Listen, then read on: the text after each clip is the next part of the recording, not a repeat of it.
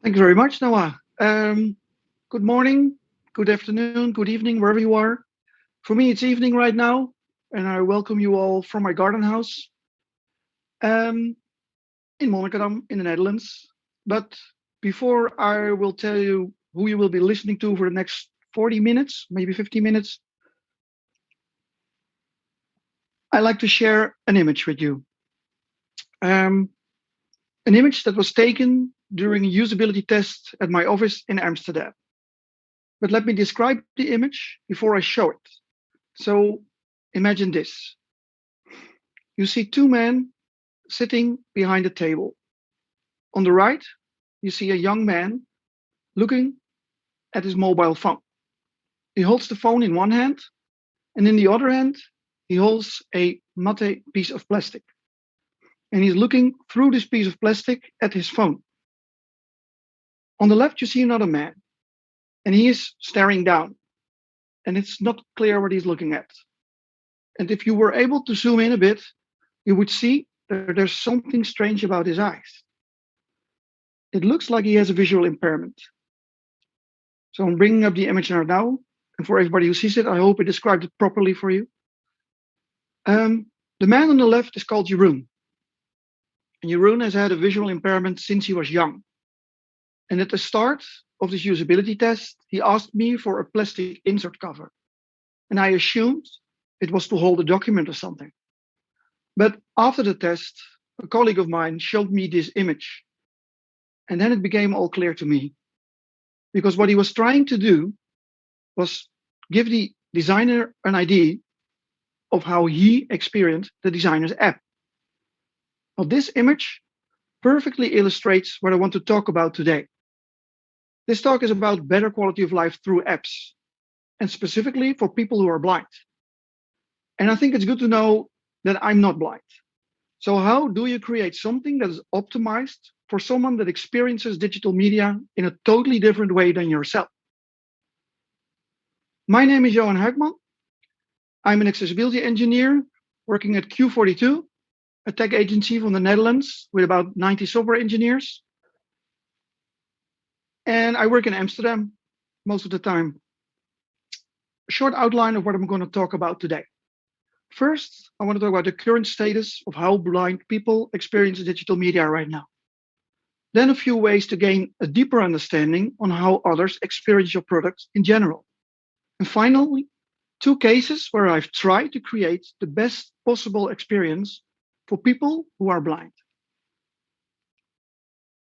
So, what is a delightful experience for somebody who is blind? This very same question was asked to Leonie Watson a few years ago during a presentation she was giving in the Netherlands. And if you don't know who Leonie Watson is, she's an accessibility engineer helping people around the world with creating accessible products. And I was there during this presentation, and just like you, I was very curious to find out what her answer was. And her answer was to this question was, if it works. And it's a really sad answer to hear, because this seems to be the status of digital media for blind people right now. It's like the interwebs in the 90s was for sighted people. And Leonie is not the only one, because I've been asking this question over and over again ever since and always get the same answer, if it works. So it looks like we need a better quality of apps. We are light years away from better quality of life through apps. Now, just making stuff that work is not my ambition when I'm working on a digital product. And I guess it's also not your ambition, given the fact that you are attending this conference.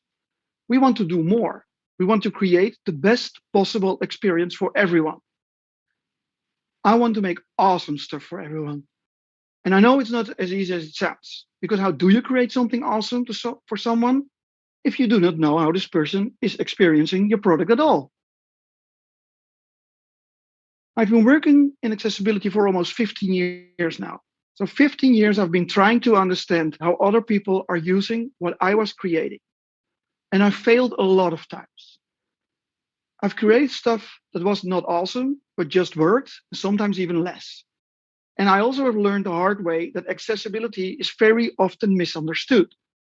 And that these misconceptions lead to products that often don't even just work and are certainly not awesome. But before we dive a little deeper into how to create awesome stuff, I first like to share what I think accessibility really is. Because I think this is the basis for a better understanding of accessibility and a better understanding of how others experience what you make. So a little bit, 15 years, but now 10 years ago, I was working on a website where people could plan their trips with public transport. And because everybody should be able to do so, accessibility was top priority. At the same time, we had something called the Green Man. And what is the Green Man? The Green Man was some kind of stamp of approval to show the world that your website was fully accessible. And how did you achieve the Green Man? By having someone test your website extensively until you met all the WCAG criteria. You paid someone to do this. At that time, I was responsible for the front end of the travel advice page. This was the page you got back when you was planning your trip. And it looked like a timetable, so I thought it was a great idea to build a pure HTML table. So after going back and forth a few times between me and the person who did the audit, I finally created a fully accessible table. And for those of you that know a little HTML, it had headers, IDs, summaries, captions. Well, it even had a scope attribute. So we got the Green Man. And it was accessible to everyone. Well, so I thought, until I asked a blind friend of mine to try and test it. He was not able to plan his trip, and he was not able to make the journey after all. Why? Because the table was read out to him by a screen reader in fragments. Fragments full of metadata because of all the attributes I crammed in there. So it was technically accessible, but it was not usable. So eventually it was not accessible at all. I asked him what he wanted. He said, well, I wanted to be read out in a more natural way, like a sentence. So I ditched the table and completely rebuilt this advice. This way, I learned that you can make something that is technically accessible, but it does not mean it's also usable. I learned accessibility is nothing without usability, and accessibility actually is usability. But it can be hidden away for designers and therefore easily forgotten. I also learned that as a developer, I could do my utmost best to create something accessible. But this would not mean the final product would be usable or for that means accessible at all. You need a whole team to create something accessible. Designers, developers, copywriters, and of course, a product owner or a client. You need everybody to be on board from day one. And everybody needs to be convinced of the importance of accessibility. And this is something that can become quite difficult because how do you convince others? And I think we all share this pain every now and then. But there are ways to convince people. The figure I keep hearing a lot is that about 15% of the world population has some form of disability. And although this may seem like a very high and a very convincing number, it is also a very abstract number to a lot of people. Because if you have never seen somebody with a disability use your product, you are probably not convinced of the importance. And you also don't know what it means to support his or her needs. But there is a way to make it more personal. And like Finserv already said yesterday, everybody needs support for accessibility at some point in life. We can all arrive at a point where we need it to a lesser or greater extent. So accessibility is not only meant for people with long-term disabilities, it's for everybody. So accessibility is not only about disabilities, it's about possibilities for everyone. Last year, I conducted a large research amongst more than 1.5 million Dutch people.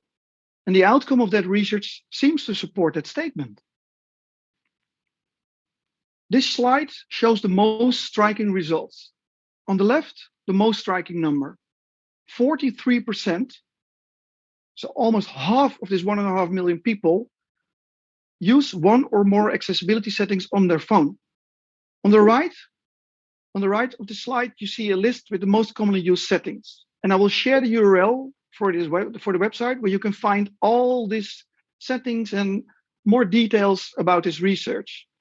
But for now, it's good to know that we have about I have about 7 here. But okay, I will just point out the first two for you. But how did we achieve these numbers? In some of the apps we developed for iOS, we added a script that checks what accessibility features users have activated. And this is done completely anonymously. And because we have clients with a very large reach, we were able to gather data of more than 1.5 million people in the Netherlands. And these results were better than I hoped for. So we decided to share it with the world in the form of a website. Like I said, the biggest numbers. The outcomes of this research seems to support the statement that not only people with long-term disability benefit from accessibility settings. For example, 33% adjust their text size, and 20% even makes it larger. And this number is way higher than the amount of people with a visual impairment in the Netherlands. So a possible explanation for this is the aging of the population. Another big number is dark mode. Almost 27% have turned it on.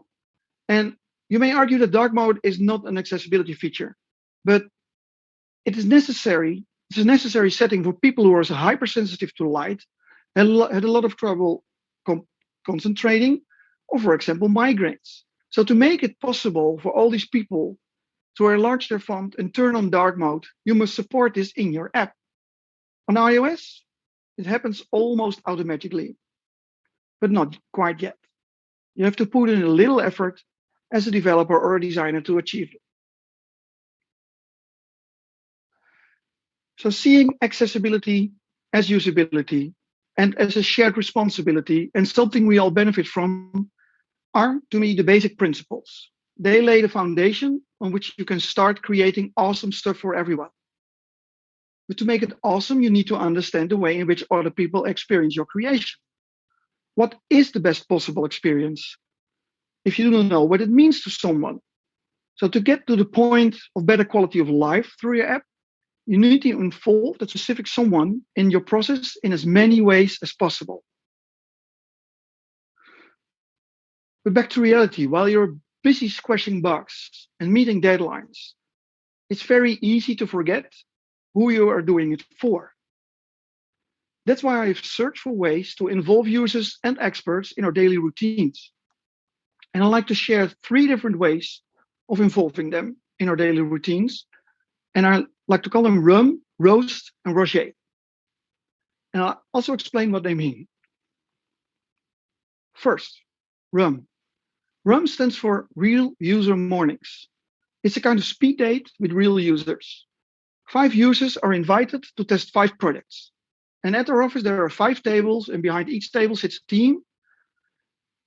And they get 15 minutes with each user.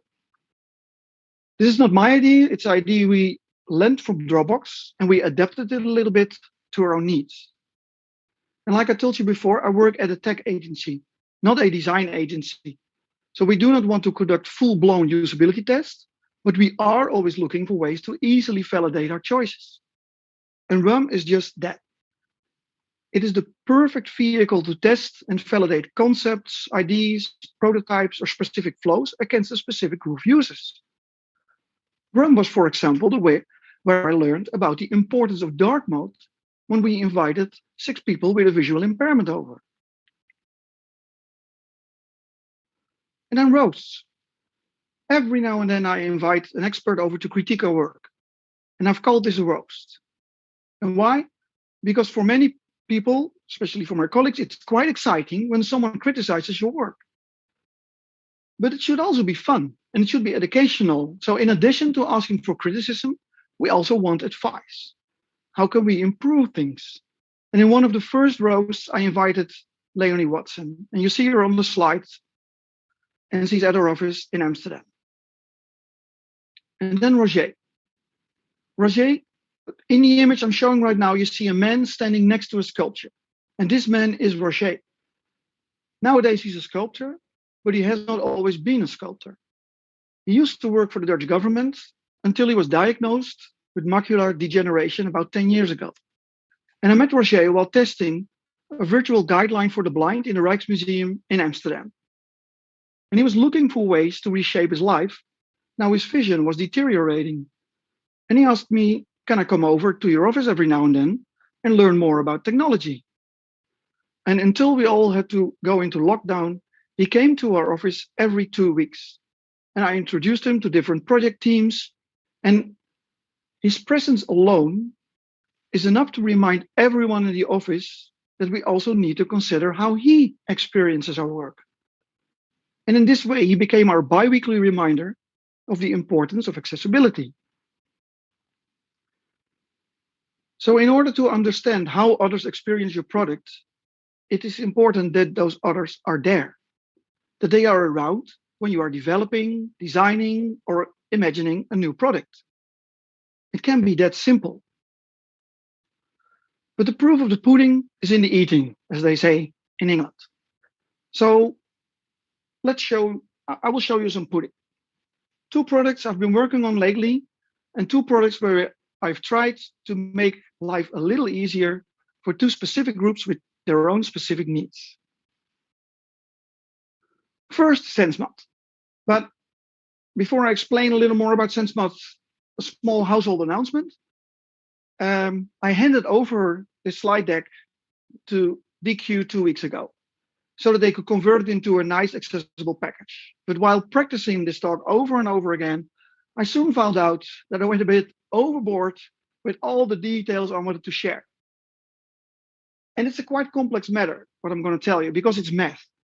And there's a lot to show, and especially to hear. So I had to ditch something so I wouldn't lose my audience halfway to this presentation. So I'll skip some slides, but I will also clearly indicate which slides I'll skip for all of you that are following along with the slide deck. Okay, back again to SenseMod. What is SenseMod? SenseMod is an app for iOS that allows you to convert mathematical formulas into sound. The target audience is blind high school students.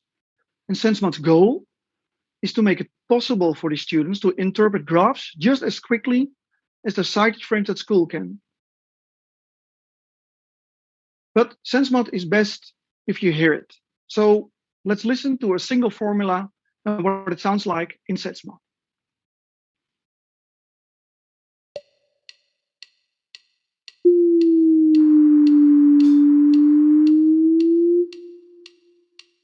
I hope you all hear that. For the mathematicians among us, this formula was y equals x squared minus 6 times x plus 5. And for all the other ones, this graph is a parabola with the top down, a fairly shaped parabola. And on screen, I'm showing the interface right now, and it shows the graph at the top half of the screen.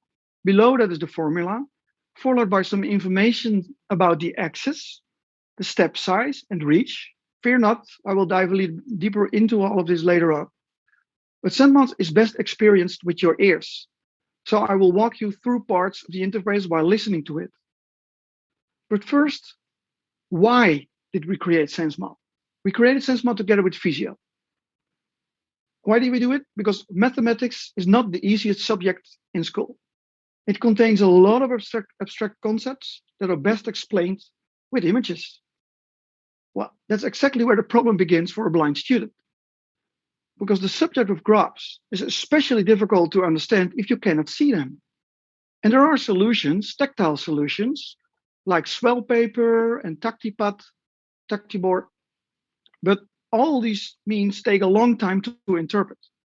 And as a result, blind students quickly fall behind their sighted classmates, and they even drop out of mathematics.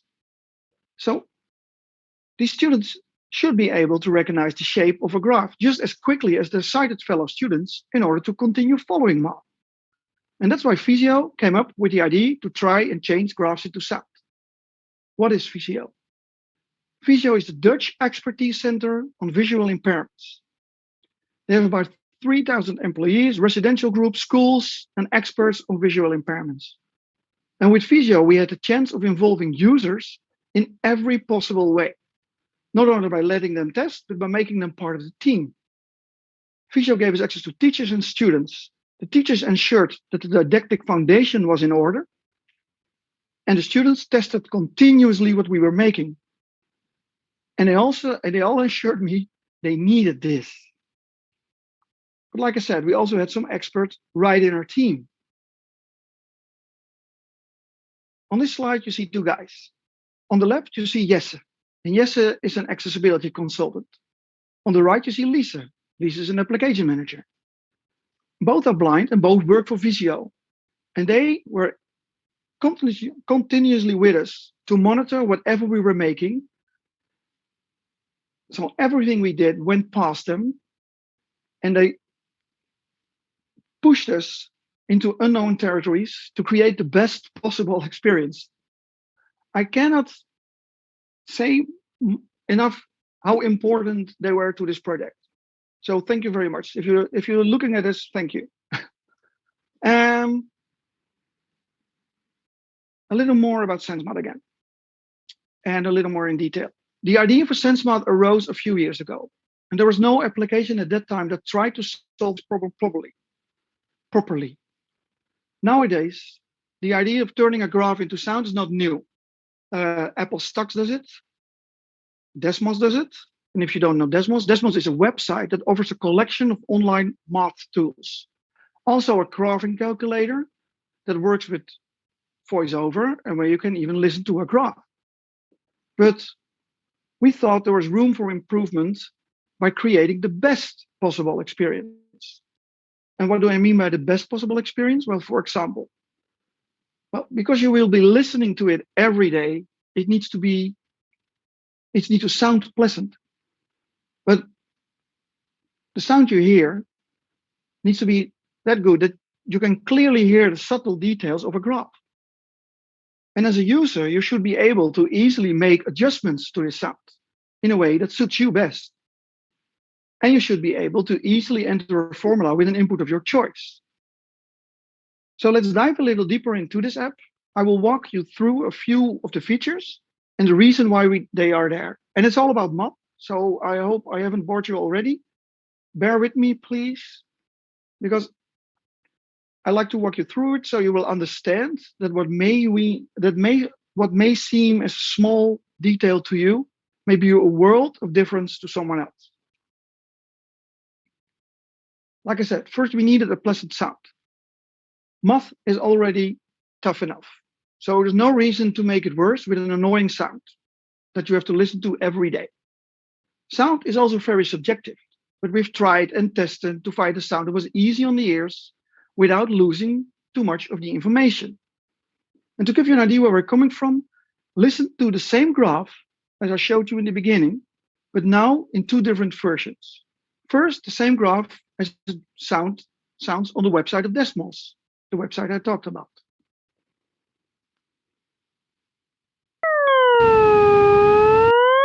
It's the very same graph. It's a very functional sound, and you will absolutely be able to hear every subtle twist and turn in a graph with this. And something completely different. Before we joined this project, somebody else already experimented with different sounds, like this one, for example. Again, the same graph, with a totally different sound. And I'm sure it sounds absolutely beautiful to most ears, but it does not offer the same level of detail the sound of Desmos does.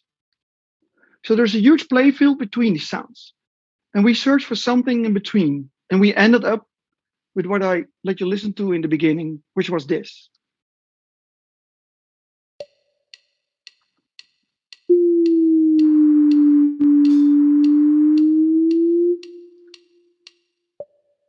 So we've tested a lot of sounds with lots of different students, and the current one is the one that was that was experienced by most students as pleasant, and they could still hear the important details. So that's what we went for in the end.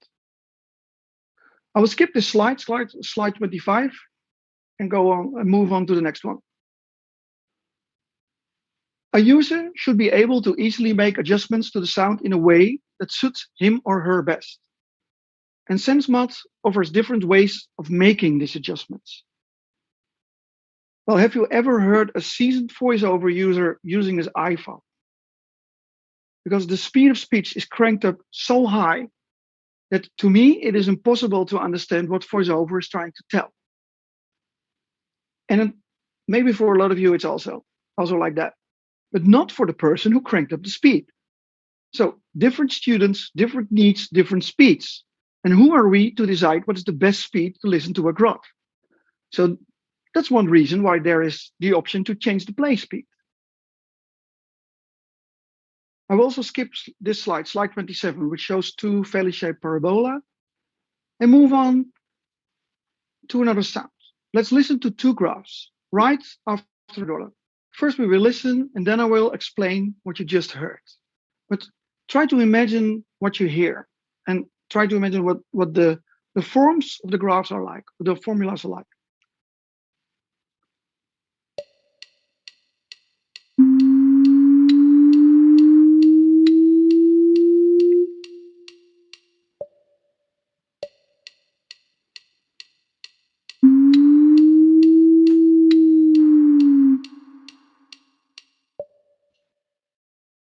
Well, these were two graphs that are intersecting. Did you get the shape right? It was a straight line and a hill-shaped parabola. And did you hear the clicks? Those were the places where those two graphs intersect. Because a graph is much more than just a line that follows a certain path. It contains several elements. And you probably already noticed the steps on the x-axis. But have you also been able to hear the sound when the graph goes below the x-axis? It's a subtle noise indicating y is less than 0. Well, let's listen to another one, and maybe you can hear the sound below the x-axis, but there's also another sound introduced, and I hope that you, well, try to think of what it could mean.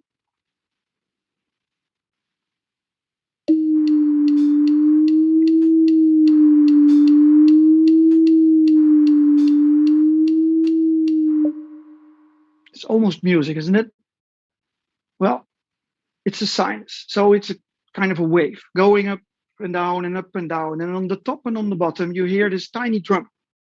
Those were the extremes, the maxima and the minima, very important when you're doing math.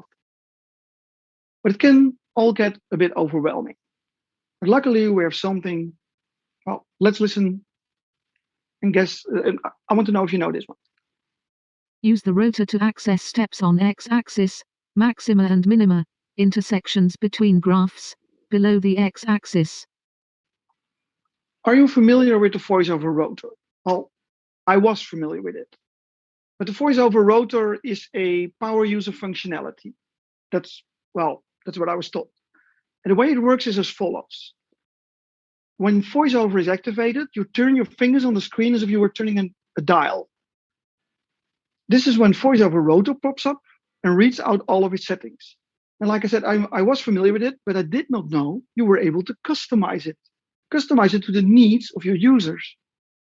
So this way, we could offer the student quick access to all settings.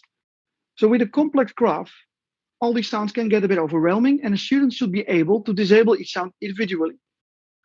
But it can get a bit of a hassle if you have to go to another screen to switch the settings on and off.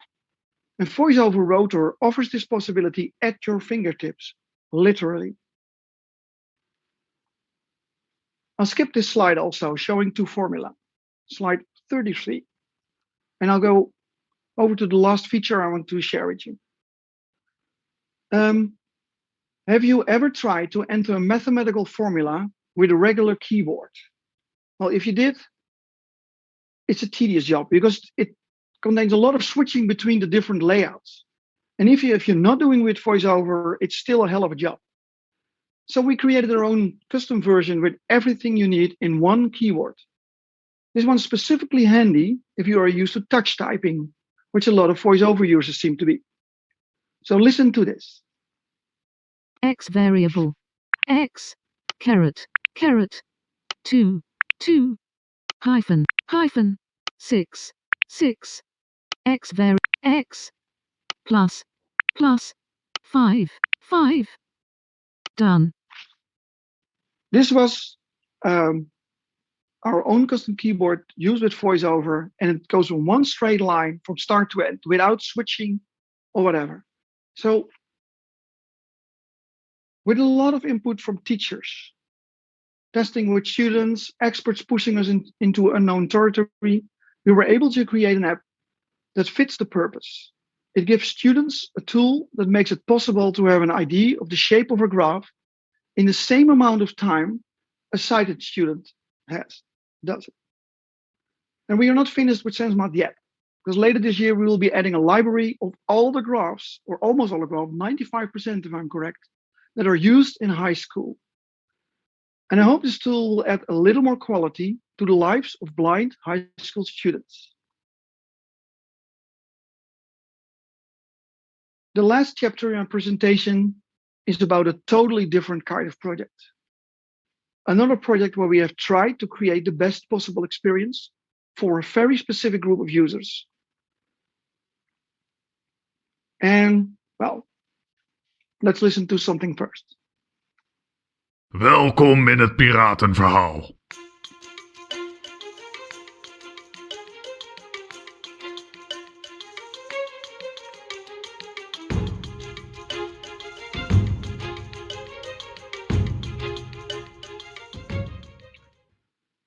This is the beginning of a game for Google Home called The Pirate Story.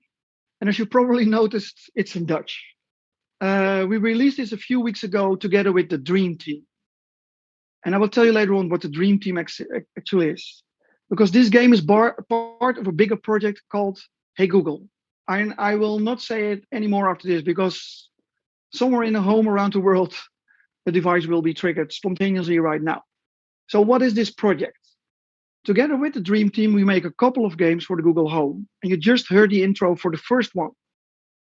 And what is the Dream Team? The Dream Team has 6 members. And members who are all blind and also have an intellectual disability.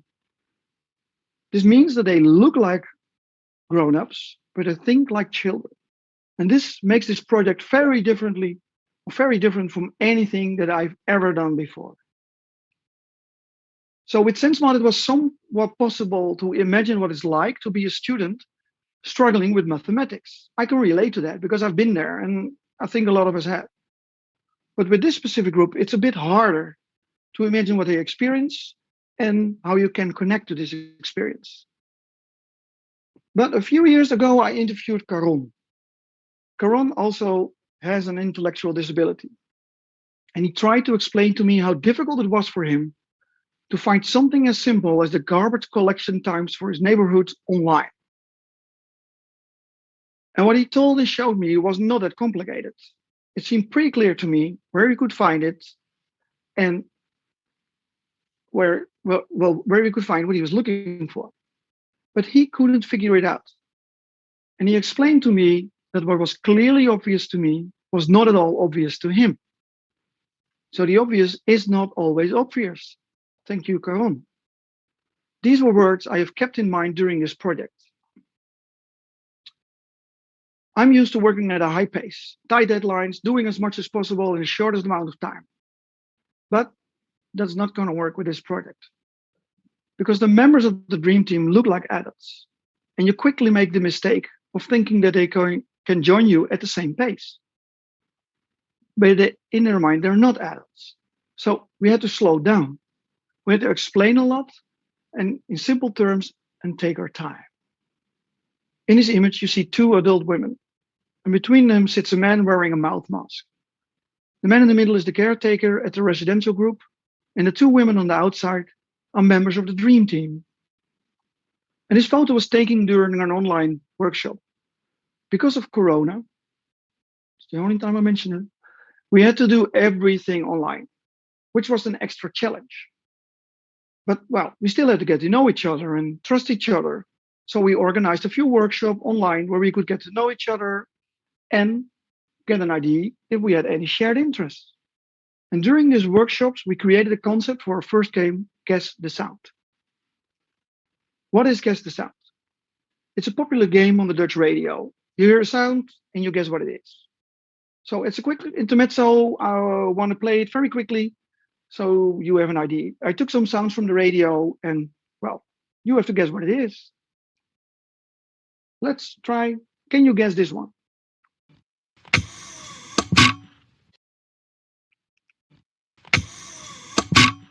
This is the sound of someone who is adjusting an office chair. Well, hope you guessed it. Let's try another one.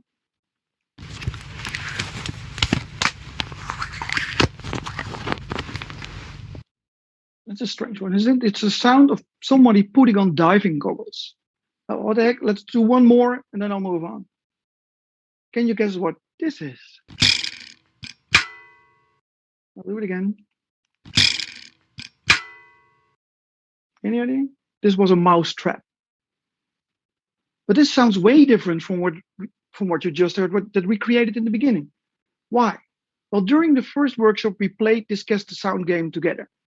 Of course, with easier questions. We used animal sounds, tunes from children's shows. And it became clear we all wanted it to be more adventurous and to be more funny.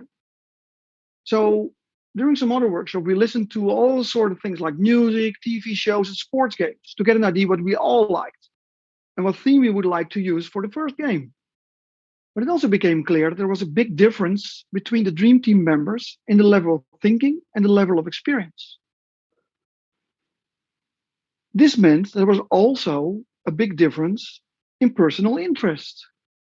But hey, everybody likes pirates. That was our solution. So for another workshop, we created 3 quick prototypes for a guessing game, evolving around different themes. We did one detective story, an adventure story, an adventure in space, and the pirate game. And the pirate game started like this.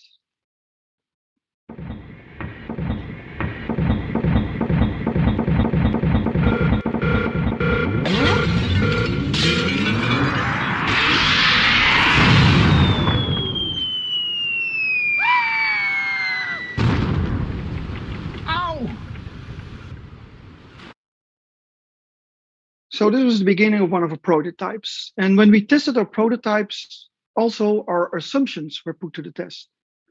And of course, we had it all figured out. It was all obvious enough. And of course, we were wrong. Because I would like to share a few things we learned during this, workshops. Maybe you already noticed, but there is a lot happening at the same time. Different layers of sound, creating an adventurous atmosphere, and, a lot. And then on top of that, we also asked questions. So it sounded awesome, but it was a little too much for some of the team members. One of them even got afraid. Well, that was not what we intended. Then the pace was too high. We wanted to tell too much in too little time. Maybe just like this presentation, it's probably a force of habit. To make it easier on ourselves, we offered multiple choices, because the possibility of an open answer in a Google Home game makes it very complicated for yourself. You have to cover all the possible variations of an answer. So that's why we offered answers like A, B, C, or D. Obvious choice, don't you think? But think again, this was too much and too abstract. Some of the members did not know the alphabet. And for all the members, by the time we arrived at D, A and B were already forgotten. So in the end, we decided to go for a simple yes or no, which was already difficult enough. So keeping it simple is not enough, because when you think it's simple, it's only simple for you. At my office in Amsterdam, we have this little developer's wisdom hanging on the wall. And these are true words, especially for this project. Keep it simple, and if you think it's simple, then even simpler. The result of this project is now playable for everybody who speaks Dutch. And if you are Dutch and you are interested, let me know and I will share it with you. Well, did we achieve better quality of life through this app? I like to think we did. We had a lot of fun together creating this first game. And the whole process is fun. And everybody is part of a team that is creating something for the rest of the world. And they can all proudly say now, listen to this, I made this. And also with this project, this is only just the beginning. We are now working on the next step, which is building a system in which the members of the Dream Team can create their own voice game for each other.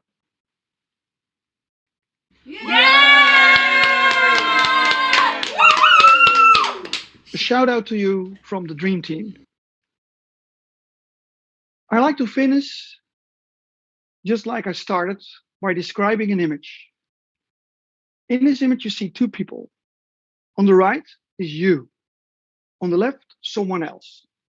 And this someone else is looking at your latest project.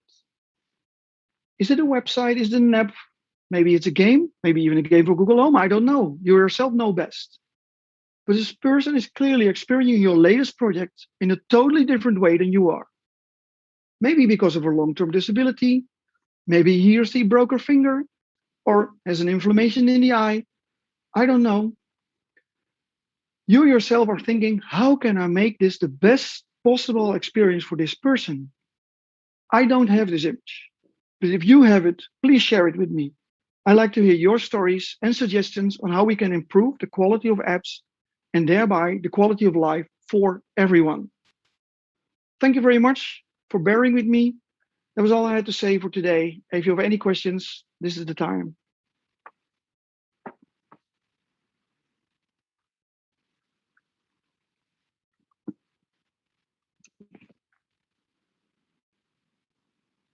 I don't hear anything anymore. That's because I was talking on mute. I apologize. Okay.